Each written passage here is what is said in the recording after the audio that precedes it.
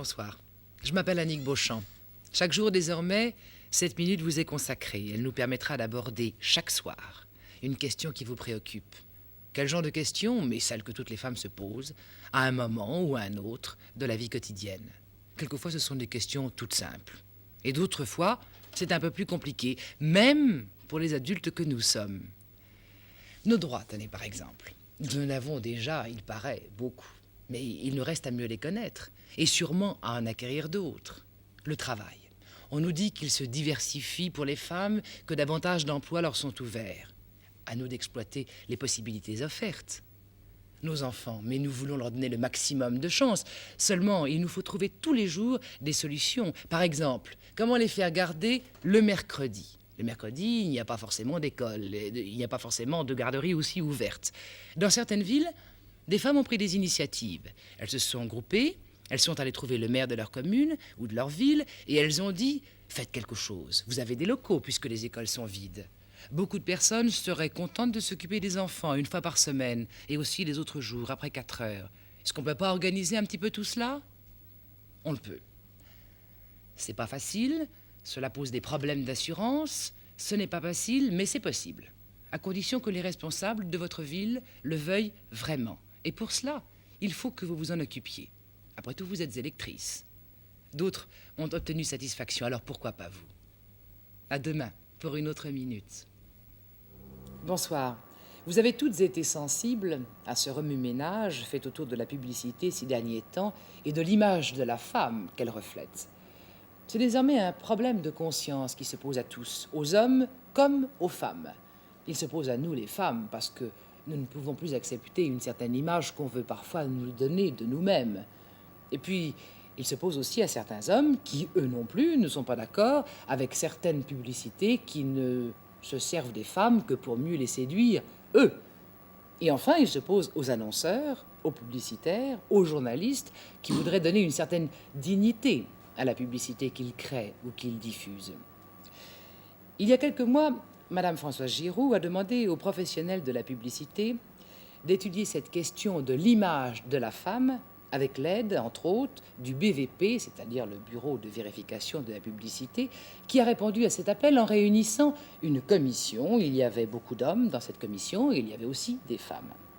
Nous avons eu il y a quelques jours les résultats de leurs travaux.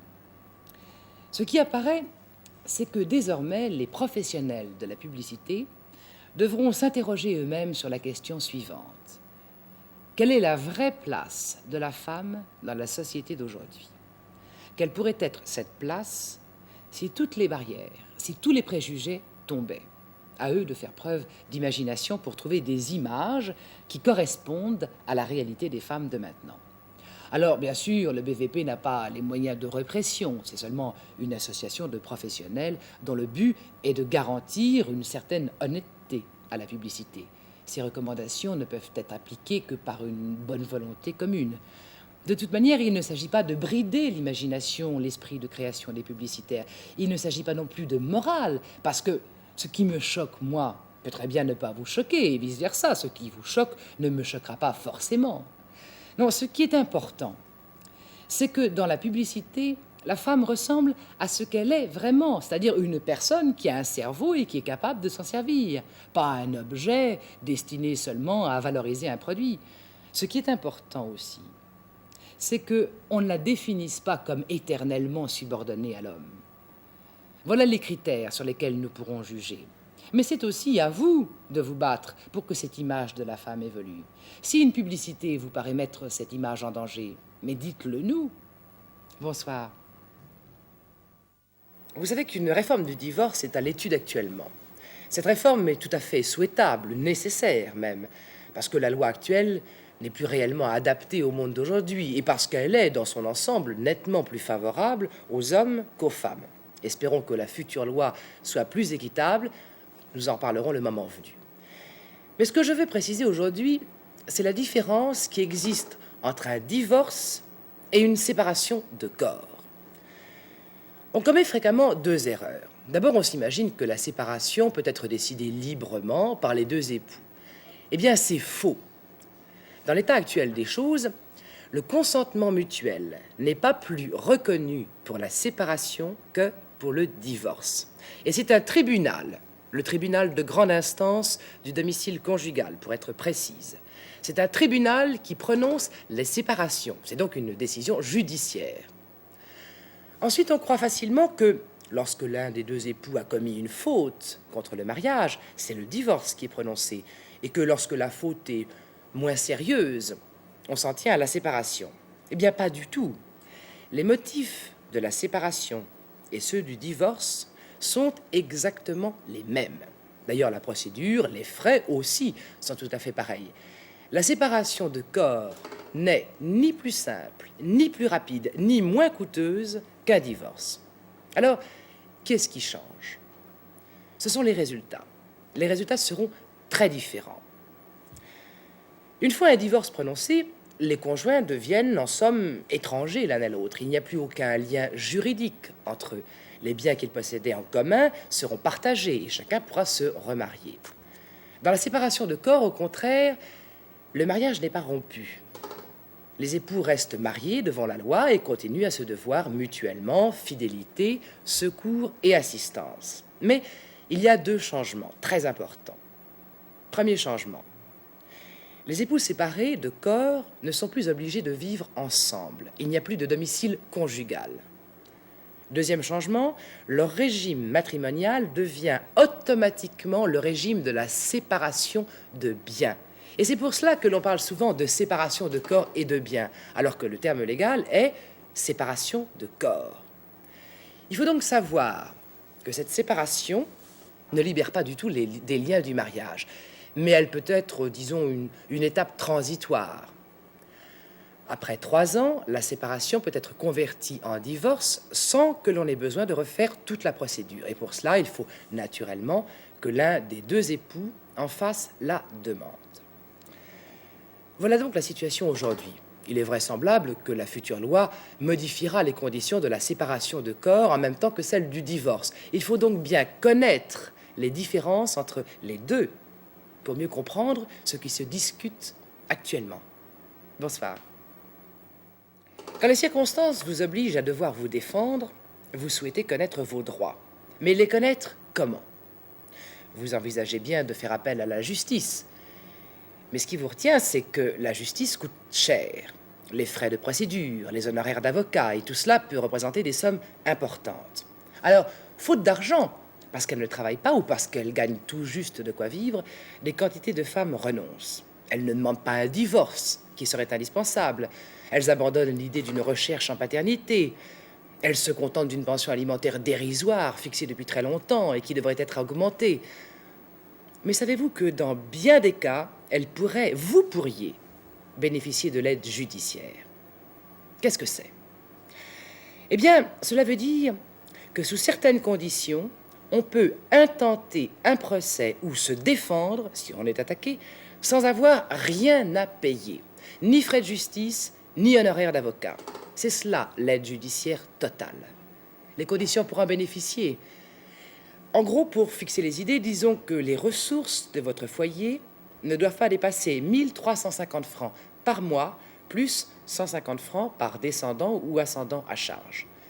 Il existe aussi une aide judiciaire partielle. Là, les frais de justice sont toujours gratuits, mais vous devez participer aux honoraires d'avocat. Cette participation est raisonnable, elle est basée sur vos ressources. L'aide judiciaire peut vous aider devant tous les tribunaux civils, y compris, et c'est très important, devant le Conseil des prud'hommes qui tranche les litiges entre employeurs et employés. Elle peut aussi vous aider à réclamer des dommages-intérêts devant le tribunal correctionnel si vous avez été victime d'un délit, d'un vol par exemple.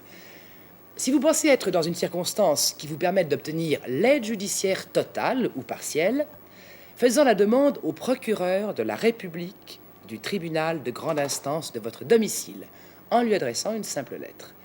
Vous trouverez des imprimés spéciaux mis au point par l'administration, soit à la mairie, ou alors à défaut, au bureau d'aide judiciaire du palais de justice de votre domicile. Vous n'aurez plus qu'à les remplir et à envoyer votre lettre au procureur. Bonsoir. Vous êtes célibataire, veuve ou divorcé, vous ne travaillez pas. Et vous vivez avec un homme sans être marié avec lui. C'est ce qu'on appelle d'un mot très laid, le concubinage. Vous êtes tout à fait libre de vivre de cette manière. Mais pouvez-vous avoir les mêmes avantages sociaux que si vous étiez marié? Vous savez que les femmes mariées qui ne travaillent pas bénéficient de la sécurité sociale de leur mari. Malheureusement, ce n'est pas du tout le cas des concubines. Et c'est sans doute injuste, mais des règles ont été établies. Il ne suffit pas de vivre avec un assuré social. Il faut, en plus, qu'il y ait de parenté proche, et ces liens existent à travers le mariage ou par la filiation. Donc, je le répète, si vous vivez avec un compagnon sans être assuré social vous-même, vous n'êtes pas protégé. Si vous tombez malade, si vous attendez un enfant, vous n'avez droit à rien. Si votre compagnon meurt avant l'âge de la retraite, vous laissant démuni, vous obtiendrez peut-être de votre mairie un secours pour vous rembourser une partie des frais d'obsèques. Et pour que vous puissiez toucher le capital décès prévu par la sécurité sociale, vous devez avoir été à la charge de votre compagnon de manière totale et permanente au moment du décès. Cela implique que vous n'ayez aucun revenu par vous-même, aussi faible soit-il. Vous ne pourrez toucher ce capital décès que si aucun ayant droit direct ne l'a réclamé dans les délais fixés par la loi. Alors, qui sont ces ayants droit? La veuve de votre compagnon, s'il était marié, ses enfants, s'il en avait, et peu importe qu'ils aient été légitimés, naturels, reconnus ou non, ou même simplement recueillis. Autre chose. Si votre compagnon meurt alors qu'il est déjà retraité, vous n'aurez pas droit non plus à une pension de réversion d'aucune sorte. Tout ça, vous le voyez, n'est guère favorable aux femmes qui vivent en concubinage sans travailler. En revanche, leurs enfants sont mieux protégés. En cas de maladie, les enfants bénéficient de la sécurité sociale du compagnon de leur mère, à condition qu'ils soient à la charge de ce compagnon. De la même manière, il n'y a pas de différence entre concubinage et mariage pour le versement des allocations familiales. Dans les deux cas, dans les deux situations, on y a droit dans les mêmes conditions. Si vous ignorez jusqu'ici ces deux possibilités, et si vous avez des enfants de moins de 16 ans ou de moins de 20 ans qui poursuivent leurs études, allez voir d'urgence la caisse d'allocation familiale de votre région. Bonsoir. Vous travaillez et vous allez avoir un enfant. L'entreprise qui vous emploie doit respecter les droits qui vous sont garantis par la loi. En particulier, vous ne pouvez pas être renvoyé parce que vous êtes enceinte. C'est absolument interdit. Sauf si vous étiez en période d'essai, bien sûr. Pour pouvoir vous licencier, il faudrait que votre employeur prouve que vous avez commis une faute grave, ou bien qu'il fasse faillite, par exemple. Mais en contrepartie, vous avez une obligation. Prévenir la sécurité sociale que vous attendez un enfant, et vous avez 3 mois pour le faire à partir du début de votre grossesse. Si vous êtes menacé de licenciement, vous devez remettre à votre entreprise un certificat médical qui constatera l'état de grossesse et qui indiquera la date prévue pour l'accouchement. Vous savez sans doute déjà que vous avez droit à 6 semaines de congé avant l'accouchement et à 8 semaines après. Mais dans quelques professions, il existe des conventions collectives qui prolongent ce congé de maternité. Alors renseignez-vous bien sur ce point, en ce qui vous concerne, vous personnellement. Par exemple, pour savoir qui vous paie pendant votre congé de maternité, si vous avez la possibilité ou non de prendre une année entière de congé non payé pour élever votre enfant. C'est une disposition très intéressante lorsqu'on tient à élever soi-même son bébé la première année. Mais il n'y a pas que des avantages. Tout dépend de votre situation personnelle, de la manière dont vous voyez votre vie professionnelle. C'est à vous de peser le pour et le contre et d'être très informé. En tout cas, quelle que soit la durée de votre congé de maternité, vous devez retrouver à votre retour dans l'entreprise votre ancienne qualification et votre ancien salaire. Si quelque chose vous paraissait anormal sur ce point, il faudrait en parler à vos délégués du personnel ou, à défaut, à l'inspecteur du travail. Bonsoir. L'année internationale de la femme. Vous en entendez beaucoup parler ces temps-ci. Nous y sommes, en 1975. Et ce sont les Nations Unies qui ont choisi ce thème. Pourquoi? Pour quel motif?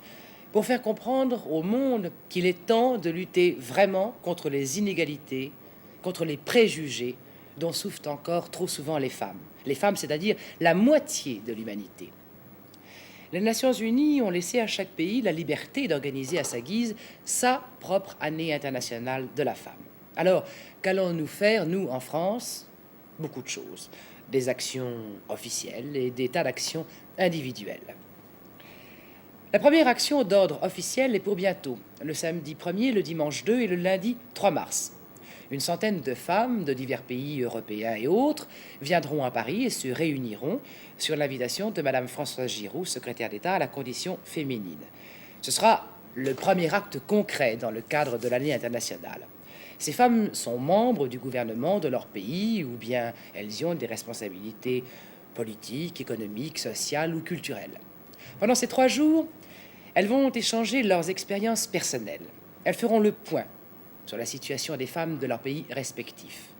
Elles définiront les progrès qui restent à accomplir, c'est-à-dire la prochaine étape. Il y aura aussi dans les écoles, début mars, une journée d'information sur le rôle et la place des femmes dans le monde. Une manifestation sportive, beaucoup de choses. Mais cette prochaine étape, ce n'est pas seulement celle des autorités officielles de l'année internationale de la femme. C'est aussi la vôtre. La nouvelle étape, la nouvelle image de la femme moderne. C'est vous qui la créerez et qui la créez chaque jour. C'est vous qui savez ce que vous voulez qu'elle soit. Et c'est à vous de l'imposer. Comment? Il ne s'agit pas de déclarer une guerre stupide aux hommes, mais de trouver à leur côté un meilleur équilibre, une meilleure harmonie, dirais-je, dans cette collectivité qu'est notre société. Vous avez forcément votre opinion et vous devez la faire connaître. Cette année particulièrement, puisque vous le pouvez. Le 24 octobre, on célébrera en France, comme dans tous les pays, la journée des femmes. Dans chaque région, les femmes organiseront cette journée comme elles le voudront. Alors, préparez-vous dès maintenant à y participer. Groupez-vous, écrivez ou allez voir votre délégué à la condition féminine ou bien prenez part à l'action des associations féminines. Elles agissent depuis longtemps déjà, mais à l'occasion de l'année internationale, elles peuvent encore mieux faire entendre leur voix. 25 d'entre elles, pratiquement les plus importantes, sont représentées au secrétariat permanent qui a été créé pour l'organisation de l'année internationale de la femme et qui rassemble aussi des représentants de divers ministères, des syndicats, des associations de jeunes. Ce secrétariat peut vous aider vos clubs, vos associations. Il peut vous documenter pour vous permettre d'agir. Alors je vais vous donner son adresse, notez-la bien. Comité national d'organisation pour l'année internationale de la femme, secrétariat permanent, 32 rue de Babylone, 75 007 Paris. En tout cas, nous vous reparlerons de ces journées qui vous sont destinées. Bonsoir.